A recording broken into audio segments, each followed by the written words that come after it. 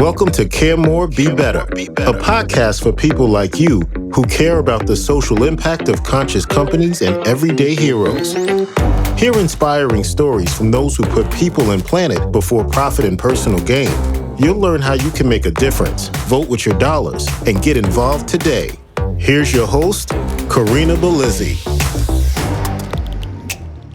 Hello, fellow do-gooders and friends. I'm your host, Karina Belizzi, and I'm thrilled today to be able to talk to you a bit about what's happening in the world with COP27, midstream and underway, as I also introduce you to a dear friend who you may have heard on this podcast before. So as we get started, I'm going to work to answer one simple question that you may have questions about, and that's COP27.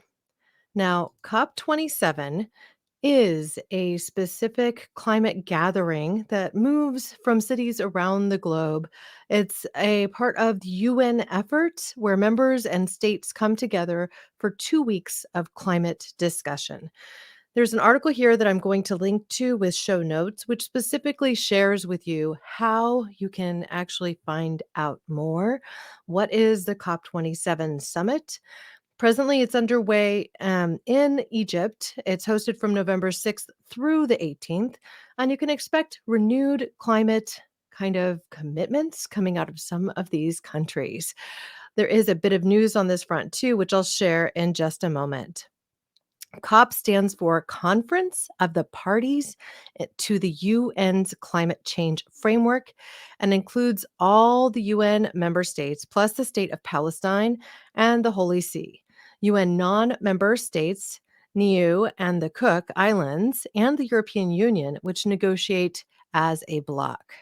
The event occurs each year, apart from in 2020 when it was on hold due to COVID-19.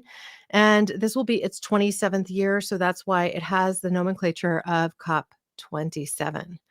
Now, last year, one of our mutual friends, you as a listener of the show, and myself, and Therese Gennari, she was at COP26 along with other individuals who we featured on this show, including Clover Hogan.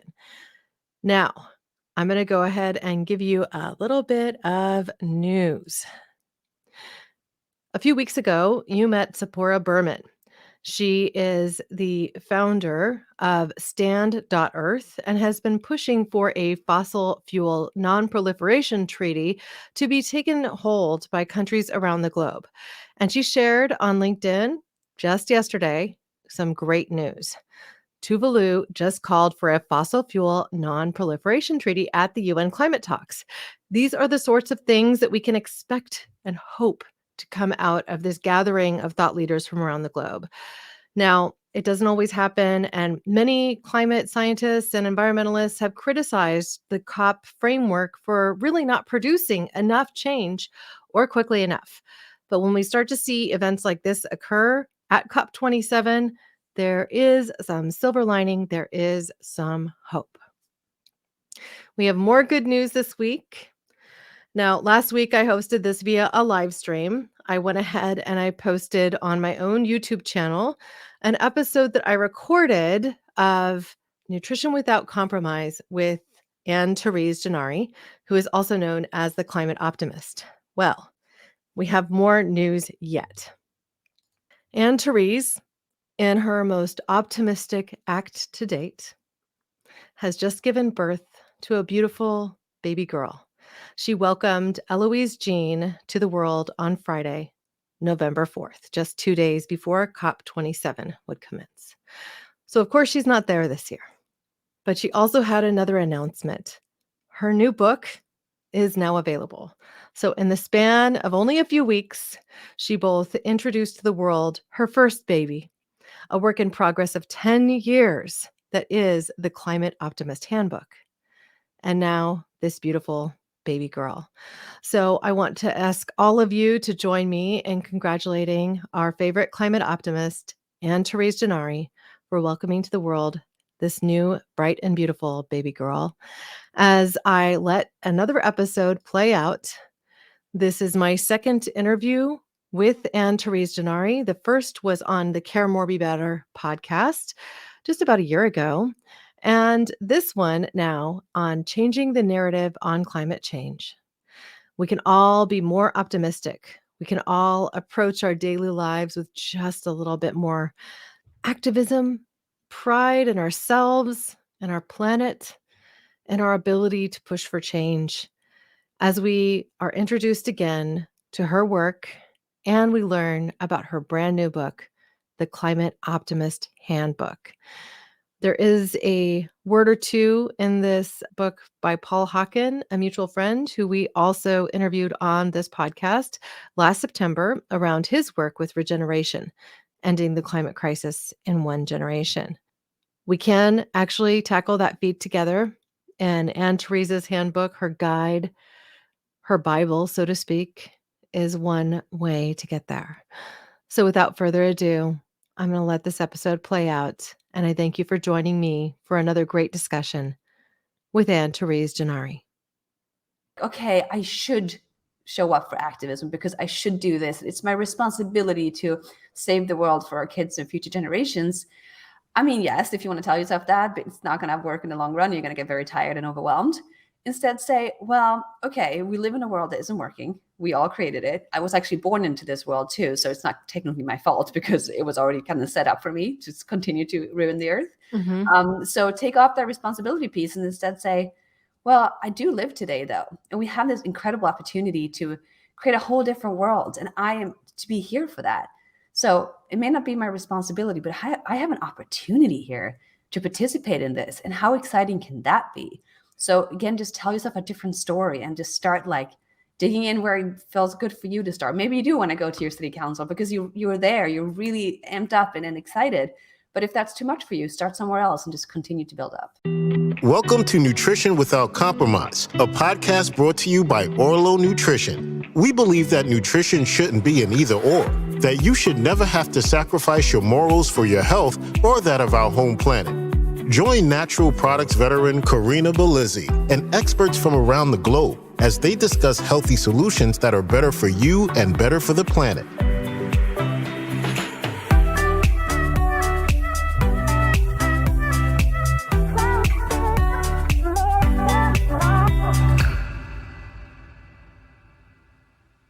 Welcome to Nutrition Without Compromise. I'm Karina Belizzi, and today we're going to dive deep into a discussion about optimism as it relates to food, nutrition, and the climate as we connect with my friend and the amazing climate optimist herself, Anne Therese Gennari. Anne Therese is an entrepreneur, environmental activist, and the founder of The Climate Optimist. Her work has been featured on the BBC, HuffPo, Drawdown, the Weather Channel, and many more. And Therese is focused on educating businesses and people on how they can act from courage and excitement, not fear. This fall, she is releasing her first book, The Climate Optimist Handbook, to help us navigate our journeys from anger to acceptance and optimism. And Therese, thank you so much for joining me today and welcome to the show. Karina, thank you for the lovely introduction and thank you for having me. I'm so happy to be here. You know, I just want to get started with somewhat the ethos of this show so people can connect the ideas that we're talking about today. What does nutrition without compromise mean to you if you were to define it for your audience? Oh, dive right into the heavy question. Nutrition without compromise, it's good foods. It's simple, it's clean, it's natural. It's something that I want to put in my body without having to compromise anything. I think that's what I would say it is to me. Good, clean, healthy food, feeling secure around it, not worrying about where it's coming from. Wouldn't it be nice if we didn't have to be label readers? I know, or even like where is it coming from and what is it doing to our earth and ultimately ourselves, which is not really usually shown on a label. So all these things. Yeah, these are problems that are not necessarily unique to our generation, but with which our grandparents didn't really have to think about. They didn't really have to do this, did they? No, and that's something I'm trying to remind my grandparents. They're like, what are you doing all this work for? And just come home to Sweden. I'm like, listen, the world has changed. It's not what it used to be back in your days. So for sure, things have happened pretty fast if you think about it. That's not a lot of generations ago. But yeah, we need to be more aware and we need to be able to go to the store and buy things without having to be worried about the backstory or the ripple effects of it that we may not understand in the moment. Right. I mean, I've just come back from Philadelphia where I went to Natural Products Expo East. This is one of the two big shows in this whole foods and nutrition industry. You'll see supplement brands, a lot of foods, a lot of food tech. And it's amazing to see the innovations that are starting to come out of the kind of periphery and into mainstream, where there were several companies that were featuring seaweed, let's say, as a primary example, as a component of their new version of a veggie burger, right? That might Mhm. have, instead of being beans and rice based, things like green chickpeas, which I mean, I'd never heard about green chickpeas, but apparently it's before you dry them and then using them fresh as opposed to, dried and then later soaked, so to speak. What novel things are you seeing, or are you in particular consuming during this vital stage in your own life? um, this question has a lot of answers to it. I would also say kelp. I think that's an amazing use of a really natural resource that's good in so many ways, especially for climate change. And I have to say, I actually invested in a kelp company, a kelp burger company, and I haven't yet tried their burgers, which makes me feel so ashamed and just like not happy with myself right now. But that is something in the food scene that I feel like that's we need more of that. Another crazy thing that's actually like, I think it's might be on the market or coming very soon is the fact that we can copy DNA from the milk of a cow and create actual milk without the use of a cow. And I'm like, that's extraordinary because some people want actual milk. So I This feel like is you have to go off on actually something that. I plan to cover in my roundup from Expo East, which I'm still writing, Okay. because I came across this company that is doing exactly that. And because it has the same proteins that are present in dairy, they have to label it as a dairy product, even Yeah. though doesn't contain anything related to the cow. It's actually from plants. And I tasted the milks, even though I'm a little dairy sensitive. It's not like I knew it wouldn't send me rushing to the bathroom just because I wanted to compare it to what I'd remembered from when I consumed milk. I consumed milk most of my life, up until I realized I was actually sensitive to it. So tasted it, a little thinner than what I was used to from a full fat cow milk, let's say, but same profile. It Mm. tasted virtually identical, which was really kind of incredible. And then I did have the opportunity to try a version of a seaweed incorporated burger. And what I noticed was that it was a touch salty for my taste because I don't consume a lot of salt. I make most of my food fresh, and therefore it doesn't have the inborn, sodium like 600 milligrams in a serving or anything like that. Um, and it would turn out that that sodium is actually coming from the seaweed. So it has kind of a little bit more of a salty flavor. I'm sure there are ways to control for that. But, we're relatively new in this space. I'm hoping to actually feature Akua on a future podcast episode. I'm connected to their founder. And I also met, again, a couple of other companies at the show they're playing in the space. So this is going to, I think, continue to create new innovations, new sustainable foods, and those that actually don't take much in the way of planetary resources to grow them. They sequester carbon. It's not like we're saying goodbye to swaths of land or cutting down forests in order to grow food. And they could potentially replace some of the other vegetation that we grow today or just complement our diets. So I think it's really, really interesting.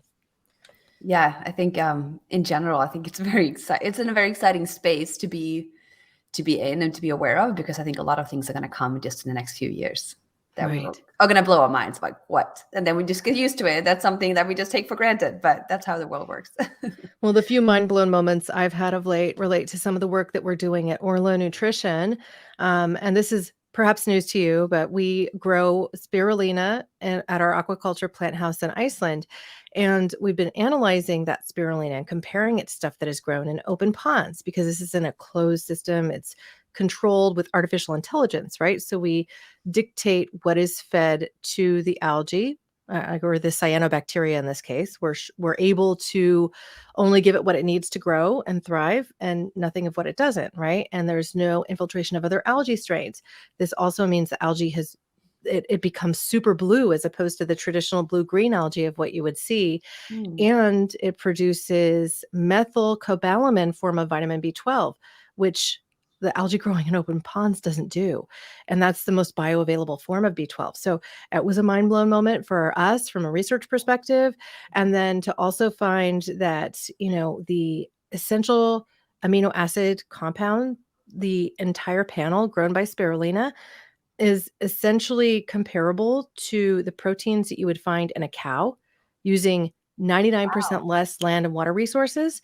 And so, even though we're not proposing that this would one day end up being a burger replacement, you could foreseeably take a future protein from the spirulina, blend it in a protein shake. It could replace your pea protein or your hemp protein or whatever other sort of thing you're doing, and have a comparable amino acid profile to what people have traditionally sent you to beef for, including that vitamin B12, which is so hard for vegetarians to get.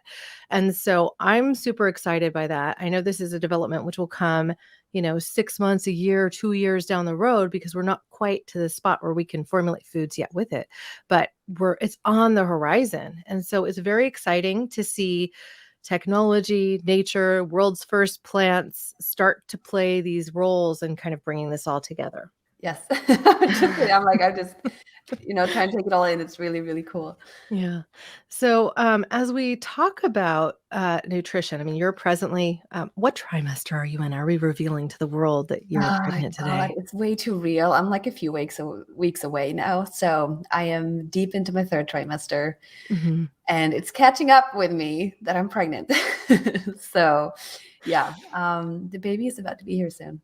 Well, I have to say, when I first learned that you were pregnant, I was like, yes. And part of that came from this kind of underlying perspective. I've seen so many in the climate activism space pay a little bit of lip service to this idea that, they're afraid to have the next generation of children because of the state of our climate and the state of just political systems, and we feel like we're in this moment of flux where Mm. it's really challenging to even have a meeting of the minds, families feeling like they can't talk to one another over some political craziness. And so ultimately, you have doubled down and said yes to this next generation. You're paying this, I want to say it's a much more than lip service to the idea of climate optimism, and you live this and breathe this every day. So I want to hear from you what this whole concept means and why you decided to go ahead and take the effort of writing this new book. Thank you. First of all, to anyone's listening, I have a little bit of a cold. This is usually not what I sound like. So I just putting that out there. But yeah, I totally see what you mean. And I really have experienced that myself. I wasn't sure if I wanted to have kids. My husband was always like, of course you can have kids. And I'm like, you don't understand the world we live in. Like, I am not sure I want that. And it was really a battle between two things. One is from a moral perspective, how do I bring a child into a world that, like you said, is so crazy and uncertain? And what if my child gets to grow up in this scary climate, dystopian future? And I don't want to bring that to anyone. And, at the very least, my own child. That's one thing, the fear itself. And the other one is like, here I am trying to minimize my footprint. And then I'm bringing the biggest footprint there is, which is another human being into the world. Mhm. And I think there's been a lot of shaming and finger pointing in that regard. And some people love to claim that the only issue we're facing is a populations issue. And I do not agree with that at all, because that's not the truth. And if anything, if that's how we feel, then we should empower women and their bodies and make sure that everyone is in control of their own decisions. Like, that's where we should start if we think we have a populations issue, because that would be, an obvious place to start, in my opinion. But what happened to me, I think it was an ongoing journey that, took place inside me very spiritually. And I started just getting signs, sort of a little bit from the universe, also Mhm. from my body, and started to open up to this idea that maybe I wanted to be a mother. And at first, the thought terrified me, as I said. But I think as I let it kind of sit with me and grow with me, I realized I do want to be a mother. And that I think if we give up on that intuitive, deeper sense of who we are and who we're supposed to be in this world, if we deny ourselves our own inner calling as a woman, for let's say, to be a mother, then we're just taking ourselves further away from our own humanness. And we don't need to be less human today. We need to be more human. We have to connect with that inner source and to embody ourselves in a new way. And I think when you deny yourself that calling, it's kind of like working against its purpose in a way, especially for climate change. And I think every single human being is a beautiful participant in this journey towards a better world if we choose to act on it. And it's not to say that every single one that comes here is going to come here and make trash and leave a negative footprint. I think that is one of the biggest narratives we have to shift, which is the one that we keep telling ourselves, that we are the issue. If we only remove ourselves and make ourselves as small as possible, maybe the world will survive, or maybe the earth will survive. But we can actually leave a positive footprint, which you just described with kelp and Erlo and what you guys are doing. So I think it's when we shift that narrative to say, we are here to leave a positive, beautiful footprint. And maybe then I do want to bring a child to the world because she can also help expand that footprint for us. So yeah, a lot of things have gone on. And then I will just say that the day I found out I was pregnant, ever since that day, my mind has changed. My body has changed, obviously, but not just on a very obvious physical level, but there's been some shifts inside me where I see myself in the world in a whole new way. And I'm just truly excited. And it's weird to say, but I feel more calm and optimistic now, knowing that I'm bringing a child into this crazy world, than I think I felt in 15 years. Wow. Well, I have to say, from a mother who also dragged my feet a lot. I mean, I had my first child at 38. That tells you something, right? Second child at 41, officially called a geriatric mother by my OB at that point. So, but that being said, the perspective I was able to bring to the whole process and my commitment to my own health actually led to a nurse at the hospital saying to me, "You may be my oldest mom, but you're also my healthiest." Wow. And that doesn't come from not paying attention to the things you put into your body. It comes from paying attention to that. It comes from listening to that inner voice, or even whatever that voice is when you're walking into the forest. I know you've described this on another podcast when I interviewed you on Care More Be Better, where it's almost like you're getting a download from the universe as you are in a meditative, calm state, spending time among the trees or on a hillside and just in nature. And so I think if we can demonstrate this for our children, that they can be as much a part of the solution as we are. And to the point that I'm starting to see this now, because my oldest son is 7, he'll be 8 in January. And he's starting to integrate all of the things I've taught him along the way about being mindful about waste, about thinking about how he's treating the objects that he owns so that they can last. Understanding that we don't just go out and get the latest hot plastic toy because it's available, that we don't do things like run to Target and pick up a whole new wardrobe each season because he still has clothes that he can wear and that we can shop for at a used clothes store. I mean, he's actually brought this into his psyche and he talks about it with me. Wow. So he's not even 8 yet. And so if we're able to really kind of educate our kids, involve them in the choices that we make as we think about the future that we're building, they will be as much a part of it, if not more, and from an earlier age than we might have engaged, so that it just becomes the way things are. And so in a way, by procreating, we can be part of that solution in a way that perhaps we might not otherwise be. Yes.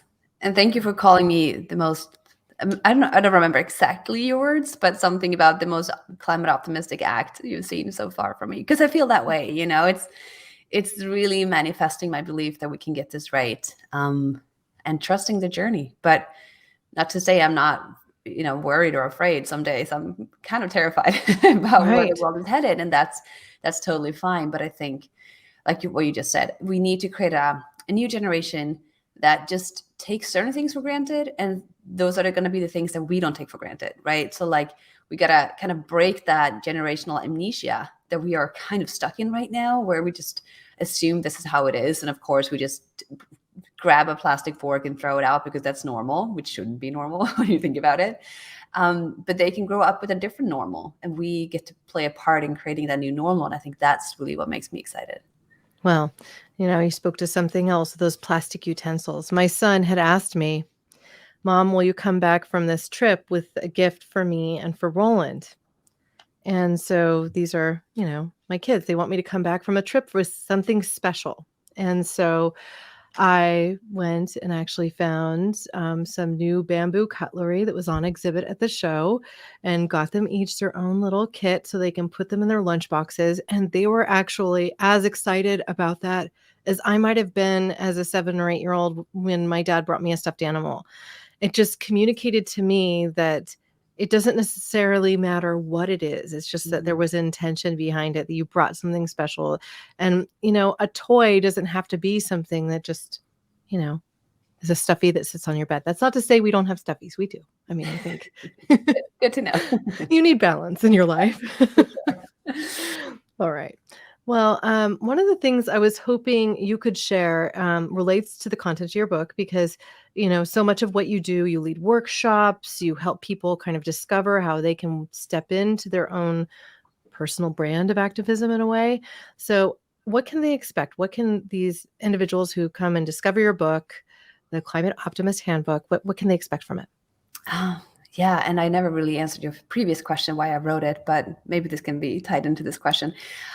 So you can expect, I think the easiest way to explain my book is a self-help book on climate change. And I say that because it's sort of written as a self-help book in a way. I want it to be very inspirational and to give a lot, not just for the individual to use as a tool to then better the world, but actually as, I want to give back to the individual. Like really the core of my mission is to help people. And I believe in that, in helping people grow into the people they can be, they will continuously to help plant that positive seed on the earth. So it's a self-help book on climate change, and it's broken up into 5 parts. The first part is shifting the narrative.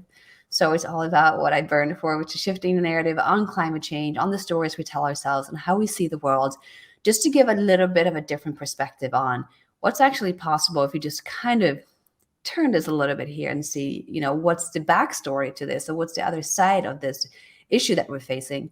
So that's the first part, to kind of set the mind and get people excited.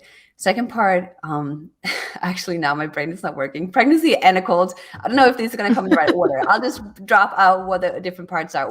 A second part is about change. So how do we start embracing change? What does that look like? Because ultimately, that is what we have to realize, that what we're facing right now is change. And that's scary because uncertainty always is. And our bodies are actually, from a neuroscience perspective, wired to kind of retreat and hold back when there is change ahead. And so we have to learn how to unlearn that behavior and like kind of launch ourselves into the change. And so how do you build that resilience muscle and adaptability muscle? So it's a huge part on that. And I share some.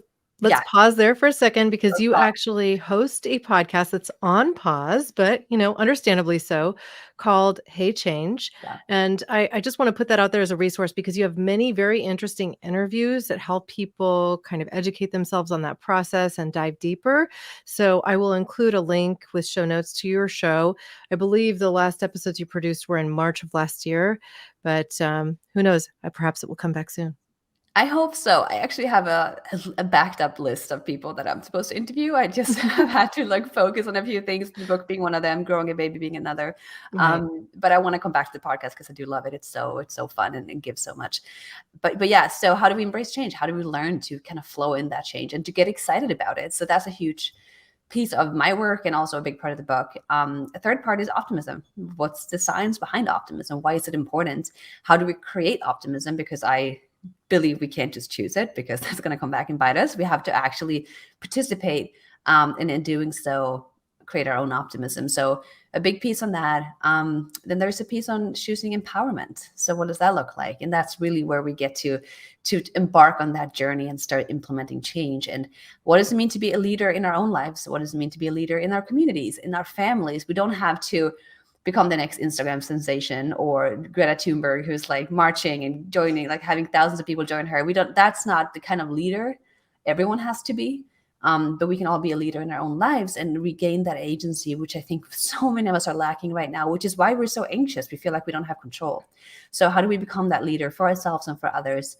And then there's a whole piece on climate optimism. So what are the reasons for being optimistic about the transition, about all these amazing new technologies, about the future, and what does it look like to kind of live in that excitement and curiosity? So the book is about shifting the narrative on climate change, but to do so in a way from a very empowering perspective, where the reader gets to go on this journey where hopefully they will finish the book feeling like, wow, not only do I deserve to feel well and happy right now in the midst of climate change and being aware of all this, but I can, actually by seeking to be the healthiest, happiest, most balanced version of myself, I will also leave the most positive footprint on the world around me. And I forgot one entire piece, which is awareness. So the whole awareness piece is how we land in awareness, accept, reality, but from that heal ourselves so we can heal the world and start growing emotional resilience. So I know there was a lot, but it's a book with many parts, and I hope that people will finish it feeling very grounded, but also empowered. Well, I think that's the important piece here. We all need to be empowered to engage. And I really love your point that, being a climate activist doesn't have to look any one way. It could be doing something as simple as making sure that you routinely email your congresspeople about a specific issue that you're upset about, or something like my friend Matt Schlegel, who he has decided to spearhead Fridays for the Future. And every Friday, he pickets in front of City Hall in Palo Alto. And then every Monday, he goes to the city council meetings and uses up 2 to 3 minutes of time talking about why climate change is an issue and making sure that his voice is heard, recording it and then sharing it in social media, and just working to make the community more aware and to amplify the sorts of voices that sometimes fall by the wayside. And so if each of us can take a little piece that we're passionate about and march for change, then we're doing good work and we can remain more optimistic because we're engaged. So it's, in my mind, it's like this self-fulfilling positive cycle where we're thankful for the engagement, for the community that we build, and we actually build stronger connections with people that we're inspired by. And then that inspiration leads us and continues to kind of feed that optimistic engagement in not only your life, but in just your passionate pursuits. So I love the whole concept. I love your work. And I commend you for staying with it. I mean, it is hard to do that in the midst of pregnancy and, getting phone calls from BMW and being asked to I know it's been all these one of those things. crazy summers. I'm like, why is everything happening now? But I guess I trust and embrace that. And I actually want to, if you don't mind, before we move on, because you said some really important things. And I think it's important to recognize too that there are steps to all this. So for someone who's listening, it's like, I don't want to go to my city council every Monday. Like, you don't have to do that. Like, that is amazing that he does that. And I'm like, It is. I'm like cheering him on from here, from New York. But it can start by and this can be very intimidating to some people, having a conversation about climate change with your family. Like, that can be a really big place to start for some. And we need that, because I'm going to butcher the numbers if I throw them out there, but there's something where like around 70-80% of Americans are concerned about climate change. But when they're asked what they think that their peers think, only 30-something believe that other people care about it. So again, don't get too hung up on the numbers, but a lot more people care about climate change than what they think their peers do. So this just tells us that we should talk about it, because we actually all want the same thing, and we all more concerned than we might think that the neighbors are. But there's so many barriers and like mental blockages there, where we feel like already there, that's too much. I don't want to talk about it, because then I'm acknowledging the climate change is real. So that's a great place to start. And to also emphasize what you said about optimism, that's how you create optimism. Because yes, you feel good about yourself. You feel like I'm making an impact, but your body will also start to reward you, because it produces happiness hormones, which I talk a lot about in the book too. And so I think, break that idea that like, okay, I should show up for activism because I should do this. It's my responsibility to save the world for our kids and future generations. I mean, yes, if you want to tell yourself that, but it's not going to work in the long run. You're going to get very tired and overwhelmed. Instead, say, well, okay, we live in a world that isn't working. We all created it. I was actually born into this world too. So it's not technically my fault because it was already kind of set up for me to continue to ruin the earth. So take off that responsibility piece and instead say, well, I do live today though. And we have this incredible opportunity to create a whole different world. And I am to be here for that. So it may not be my responsibility, but I have an opportunity here to participate in this. And how exciting can that be? So again, just tell yourself a different story and just start like digging in where it feels good for you to start. Maybe you do want to go to your city council because you're there, you're really amped up and excited. But if that's too much for you, start somewhere else and just continue to build up. Right. Well, I do have to say too, I had the pleasure of meeting in person a couple of people I featured on this podcast in an earlier episode, the co-founders of Lotus Foods, who are in the space of rice and have championed more crop per drop with rice cultivation. So we were talking about the issues of food insecurity in the present climate, right? Namely also the reality that we're confronted with in California. In California, we grow most of the rice that is grown in the United States. And we have water issues here now because we don't expect to get the same allocation of water resources to our farmlands. And so ultimately, the whole technology that has been created to build more crop per drop may actually end up being integrated much more rapidly, this whole regenerative agriculture perspective, because of the fact that we're having these water restriction things coming down the pike very, very quickly.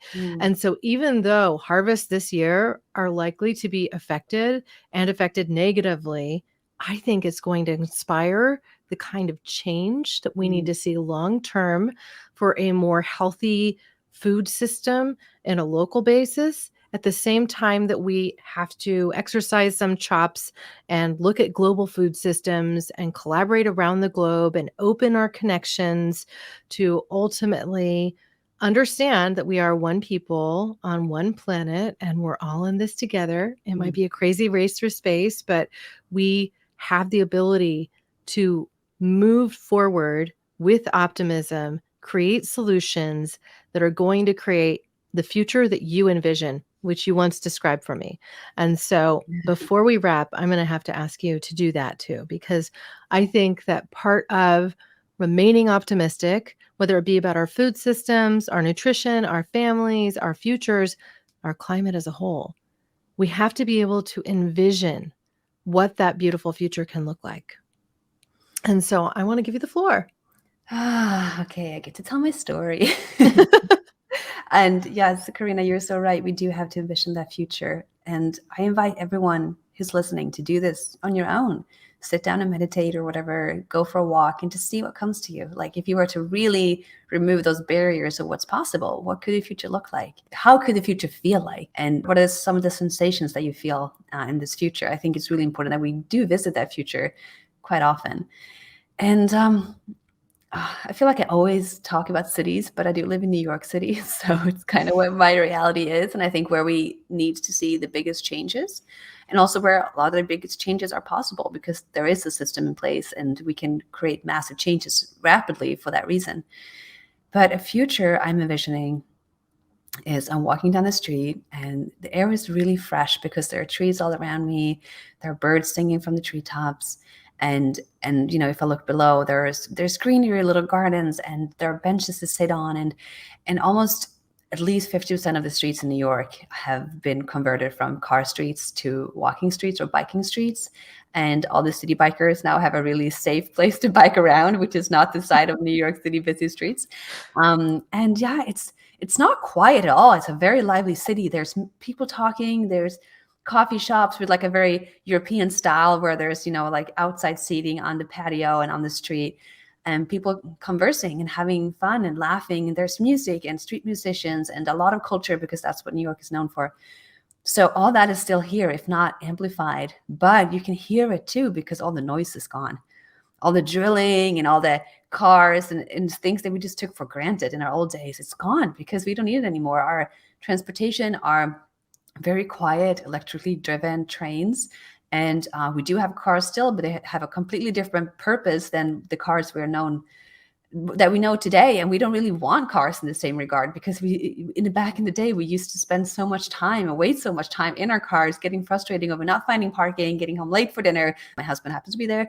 And all these things that just kind of drove us crazy. And thank God we figured out a new system. So we don't need that anymore. And we also have more time for that reason to just be with our kids, with our friends, catch up with colleagues.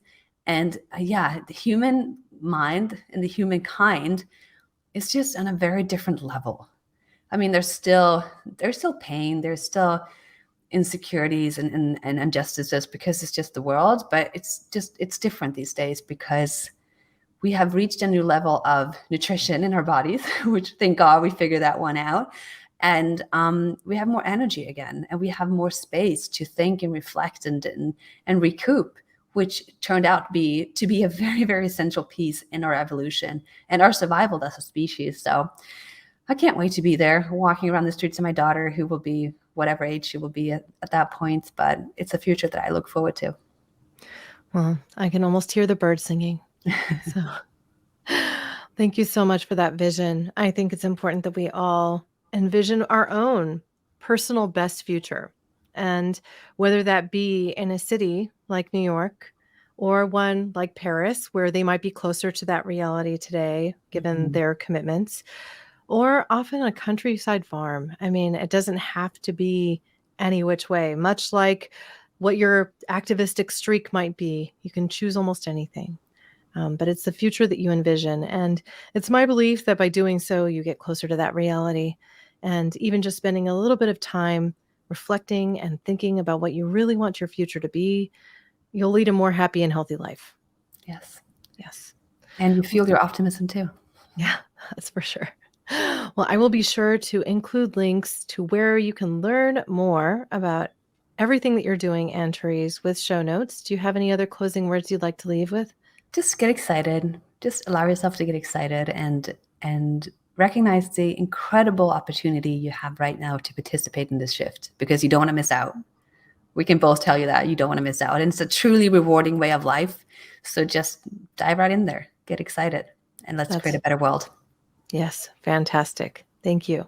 As always, you can find links to where you can learn more about Therese Gennari and her important work as the Climate Optimist, with show notes, complete transcripts, even the video version of this podcast at orlonutrition.com. If you have questions about what we covered today, or just want to reach out and share your own perspective, please reach out on social channels at Orlo Nutrition, or send me a note directly to hello@orlonutrition.com. As we close today's show, I want to remind you that all of our listeners here at Nutrition Without Compromise qualify for an extra 10% off at orlonutrition.com. If you're interested in that spirulina that we mentioned earlier today, an omega-3, or even the prenatal DHA, like the one that Therese is using today, you can find them on that site. Now, the show discount is simply NWC10 for an extra 10% off at checkout. As we close today's show, I hope you'll raise a cup of your favorite beverage with me today, minus tea, as I say my closing words. Here's to your health. Thanks for listening to Nutrition Without Compromise. To make sure you never miss an episode, subscribe, rate, and review wherever you listen to podcasts. If you'd like to learn more, visit orlonutrition.com and join our mailing list. You'll gain access to complete show notes, features, and informative blogs, because nutrition shouldn't be an either-or.